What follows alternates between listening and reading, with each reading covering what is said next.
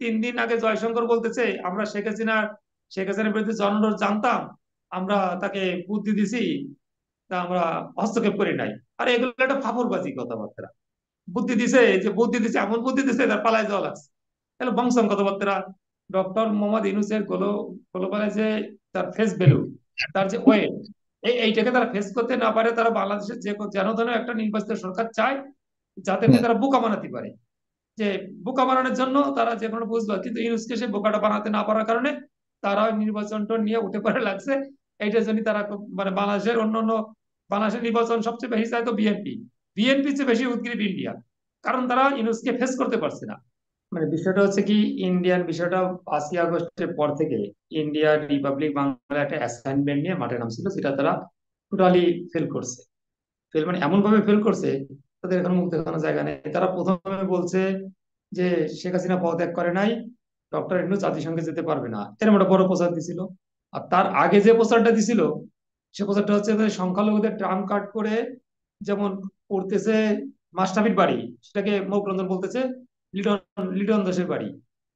তারপরে সাতক্ষীরা একটা চাইনিজ রেস্টুরেন্টে আগুন ধরছে, বলতেছে একটা মন্দির। এরকম ভুলভাল নিউজ দিয়া তারা বাংলাদেশের হিন্দুদের একটা মন জয় করার আর আওয়ামী লীগের এজেন্ডা সাফ করার জন্য একটা চেষ্টা চলছিল। কিন্তু সেই চেষ্টা বাংলাদেশের মানুষ খায় না। এবং সঠিক জিনিসটা এখন হচ্ছে গ্লোবালাইজেশনের, তো মানে সবাই সবকিছু দেখতে পায়, সবাই সবকিছু জানতে পায়, ওটা চলে নাই। তারপরে তারা যেটা শুরু করেছিল যে প্রধান উপদেষ্টার মানে জাতিসংঘে যেতে পারবে না, শেখ হাসিনা পদত্যাগ করে নাই, সেটা ফেল করছে।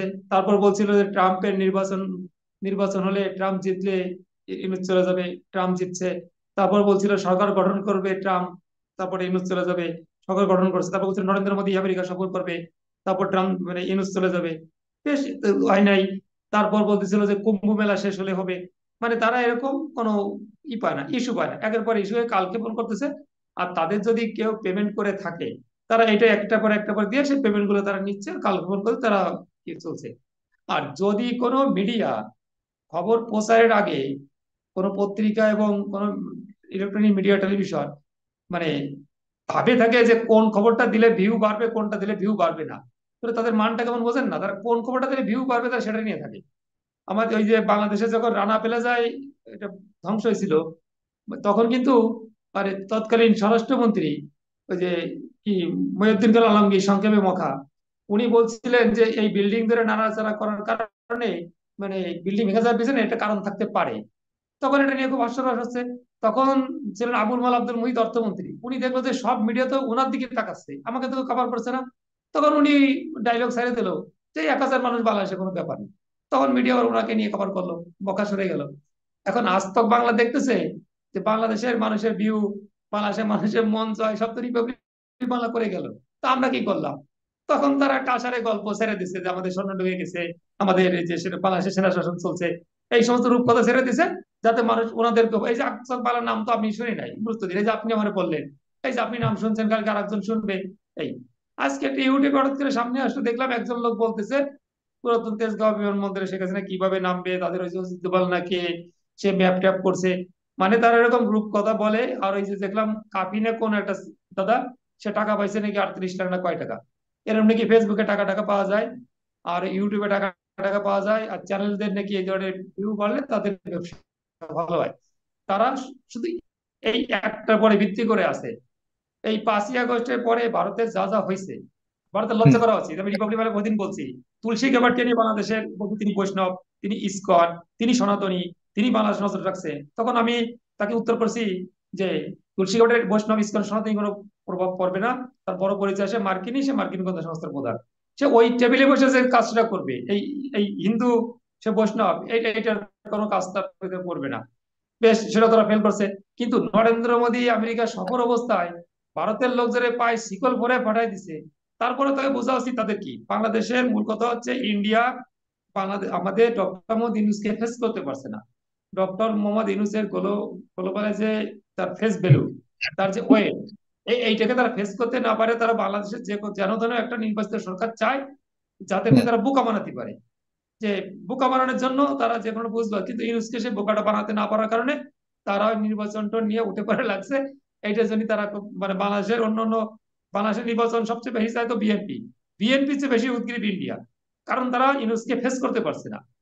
মানে তাদের নরেন্দ্র মোদী, তারা দাবি করে যে ইন্দিরা গান্ধী পরে সবচেয়ে বরিষ্ঠ প্রধানমন্ত্রী, তারা দাবি করার পরেও নরেন্দ্র মোদীর যে স্ট্যান্ডার্ড আর ইউনূসের স্ট্যান্ডার্ড কিন্তু এক না, আকাশ আর পাতাল।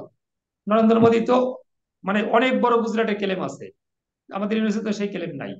তার বিষয়টা আর যেটা ইয়া মানে অন্য যে বিষয়টা মানে 5ই আগস্টে পরে তাদের এই যে মণিপুরে বিজেপি সরকার ছিল, সেই বিজেপি সরকার তারা পড়ে গেছে সেখানে কুকিচিন সংখ্যালঘুদের সাথে খ্রিস্টানদের সাথে মানে স্থানীয় হিন্দুদের লোক গন্ডগোল এটালে মানে বিশৃঙ্খল অবস্থায়, এবং পরবর্তীতে তারা একটা সরকার তৈরি করতে পারে নাই, ক্ষমতাসীন বিজেপি থাকার পরও রাষ্ট্রপতি শাসন চলছে। তারপর এই পশ্চিম বাংলায় তারা চাইছিল যে শুভেন্দু অধিকারী একসময় বলতো বিজেপি হটাও বাংলা বাঁচাও, এখন তিনি আবার বলতেছেন যে তৃণমূল হটাও বাংলা বাঁচাও। এখন বাংলা তিনি সেদিন বলতেছে যে আমি শুধু হিন্দুদের বিধায়ক। তা একটা লোক চেয়ারম্যানের নির্বাচনে নির্বাচিত হলেন, আপনি আমি প্রার্থী, আপনি চেয়ারম্যান হলেন কি আমি চেয়ারম্যান হলাম, আমি চেয়ারম্যান হওয়ার পরে কি আমি আপনার চেয়ারম্যান না? আমি কি বলবো হুম। আমি শুধু হিন্দুদের চেয়ারম্যান, আপনার আমাকে মুসলমান ভোট দেয় নাই? সে চাচ্ছে যে পশ্চিম বাংলায় আগামী 2026 সালে যে নির্বাচন, সেই নির্বাচনে যদি কোনো ইস্যু করে হিন্দুদের ভোট নিয়ে তারা বিজেপি কোনো ট্রাম্প হিন্দুদের ট্রাম্প কার্ড করে কোনো একটা ফয়সালা করে একটা পর্যায়ে যেতে পারে। এই সমস্ত আস্তক বাংলায় তারা পেমেন্ট করে, তাদের ওই যে অমিত মালব্য আছে বিজেপির ওই যে আইটি সেলের প্রধান, সে বিভিন্ন জায়গায় এইগুলো করে, অনেকে আবার পিকে ব্যবহার করে, প্রশান্ত কিশোরে, এই সমস্ত করে টরে আমাদের বাংলাদেশটাকে ইস্যু করে এগুলো করতে চায়, যার প্রভাবটা বাংলাদেশে হিন্দুদের মধ্যে পড়ে। এখনো বাংলাদেশে নির্বোধ কিছু মানুষ তাকায় আছে, শেখ হাসিনা আসবে, ক্ষমতায় বসবে, তারা আগের মতো চলবে, আর সব বোকা। মানে এত বড় সেই বোকার সম্ভাবনা কি আপনি ফাঁস দেখেন করার কি, পরেও সেই সম্ভাবনা কি আপনি দেখেন কিনা? কারণ ভারতের যে না, না, এই প্রোপাগান্ডার সম্ভাবনা কথা জিরো। আপনি বলছেন। এই এই সম্ভাবনা শতভাগ জিরো, শতভাগ জিরো, শতভাগ জিরো। মানে এখানে ভারতের ইন্টারনাল বিষয়গুলো হাল ছেড়ে দিছে। 3 দিন আগে জয়শঙ্কর বলতেছে আমরা শেখ হাসিনার বিরুদ্ধে জনরোষ জানতাম, আমরা তাকে বুদ্ধি দিছি, তা আমরা হস্তক্ষেপ করি নাই। আর এগুলো একটা ফাপড়বাজি কথাবার্তা। বুদ্ধি দিছে, যে বুদ্ধি দিছে এমন বুদ্ধি দিছে তার পালায় যাওয়া লাগছে, তাহলে বংশম কথাবার্তা।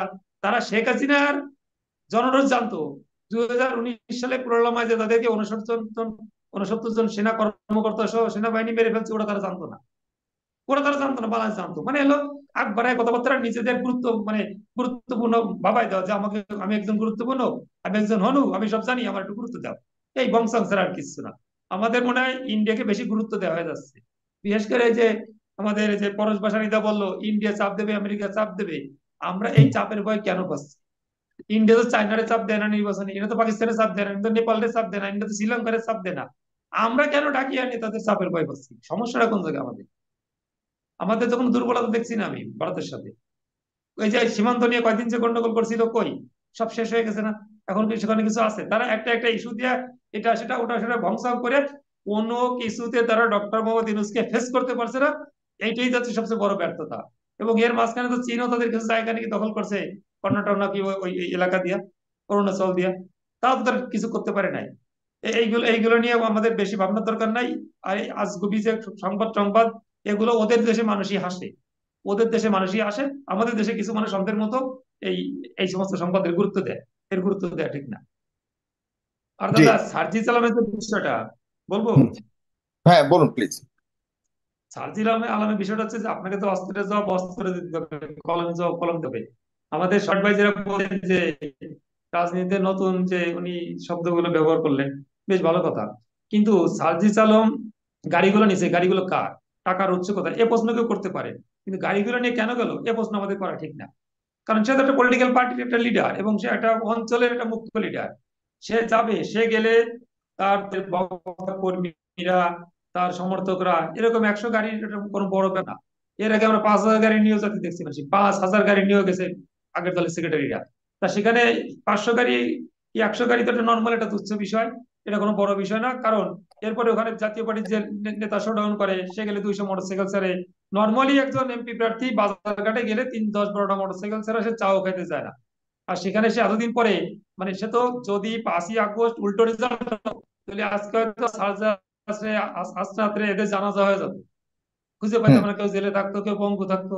কিন্তু তারা এই জীবনে এত বড় একটা ঝুঁকি নেওয়ার পরে এখানে গেছে, সে হিসেবে তাদের কিছু ফ্যান ফলোয়ার্স থাকবে, আর 100 গাড়ি দেওয়ার মতো বন্ধু বান্ধব তার থাকতে পারে, আত্মীয় স্বজন থাকতে পারে, এটা কোনো ব্যাপার না।